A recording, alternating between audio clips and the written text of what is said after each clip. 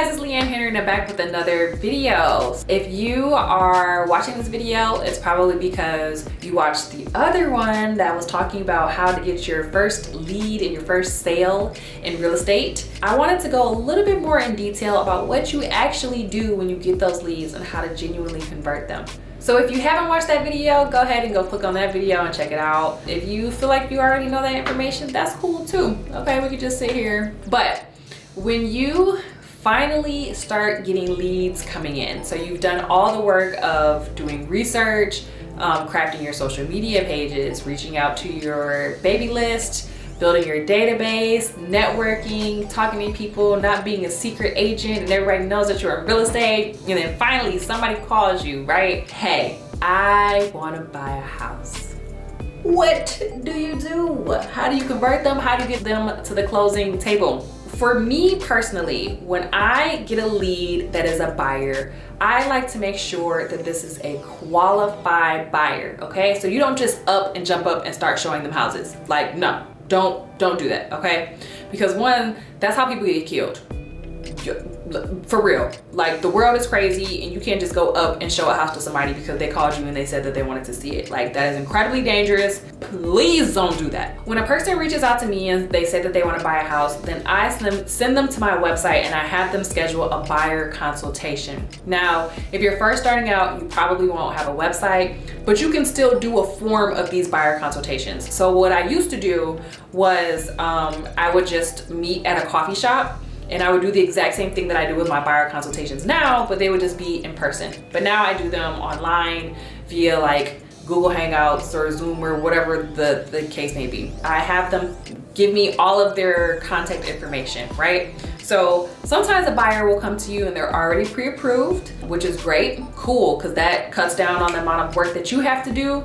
But other times they'll literally just come to you and they won't have any knowledge of what's happening at all, and they need you to take their hands and baby them all the way through it, okay? And you need to actually know how to do that. When you sit down for a buyer consultation with them, you need to establish a few things. Number one, who are they? So ask them their first and last name. What do they do for a living? How many people will be in their household? So this question is important because you can't ask them like, do you have kids? Are you married? Do you have a family? Blah, blah, blah, blah. Because under the Fair Housing Act, you cannot discriminate against a person based upon race, color, religion, national origin, sex, familial status, or disability. So when you're talking to a person, you're asking them questions. You can't ask leading questions that'll make it sound like you're gearing up to discriminate them based upon whatever their answers are. So you have to be careful in the way that you ask these questions and the way that you frame things. I usually just try to stray away from asking certain things. I will ask, you know, how many people will be living in your household to find out what size house they need. So you can't ask them like, oh, are you married? Or how many kids do you have? Do you live by yourself? Or whatever the case may be, because that can set you up for a potential lawsuit, okay? So if you're already licensed and you've taken your class and you know these things and you know how to stay out of jail and you know how to avoid being sued, but if you're gearing up to get a real estate license, then you want to make sure that you really pay attention to these things because this is important, okay? But when you're in these buyer consultations and you're getting to know them, you're taking notes on what it is that they're saying so that when you're searching for a house, you can find the things that are most important for them, okay? But as you're getting to know them, you're also going to transition into talking about their finances. So what's their credit score? When's the last time they checked their credit score? Are they already pre-approved? What kind of job do they have? How long have they worked at their job? So most people need at least 2 years of work history to actually be qualified for a loan. So you want to make sure that people have had consistent and long enough work history. And then how much money do they have saved up that they're willing to commit to this purchase? So on average, if a person is using like a loan program where you can put down a minimum of 3%, then it'll cost about 6 to 10% of the total cost of the property to close on the loan.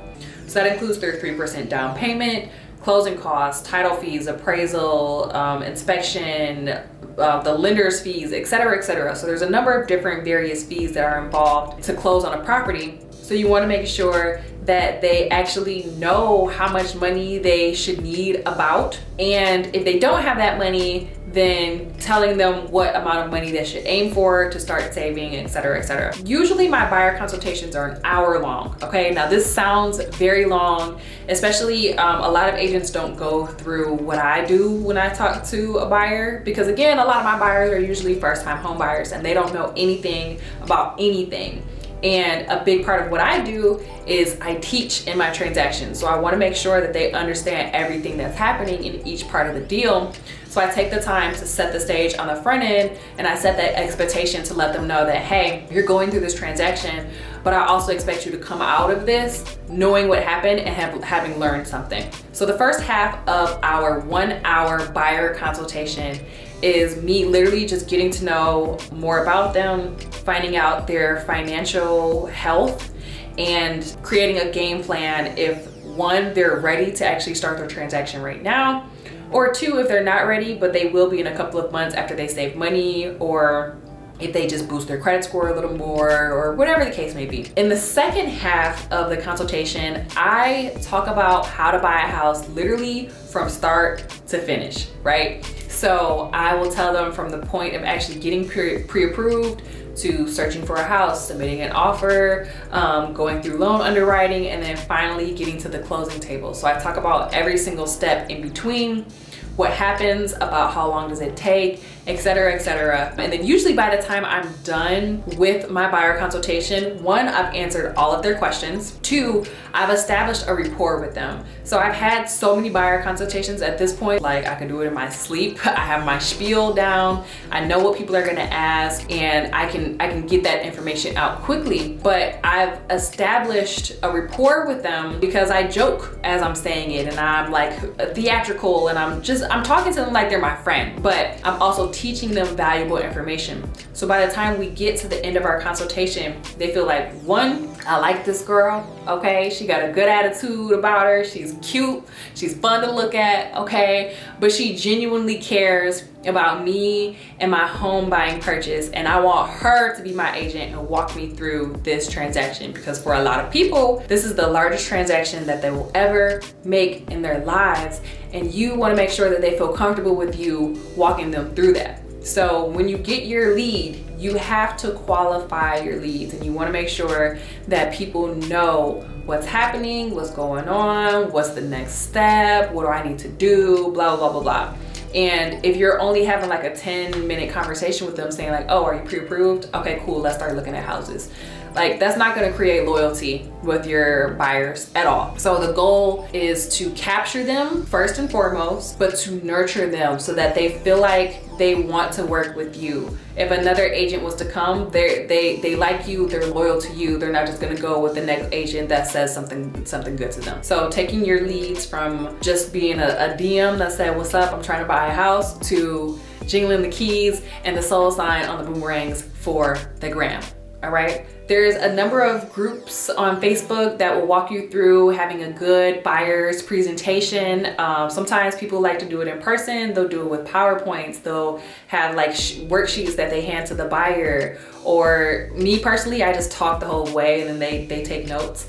But you know, there's a number of different ways that people do it. What works for you might not work for somebody else, and vice versa. But making sure that you have a system where you are qualifying these buyers to move them to the next process is very, very important. So that's what I do to convert my leads and qualify buyers and turn them into actual closed deals. I think that it works well. I'm always fine-tuning and working on ways that I could be a better real estate agent. But if you guys have any questions, let me know in the comments below. What ways do you qualify your buyers if you are a current real estate agent?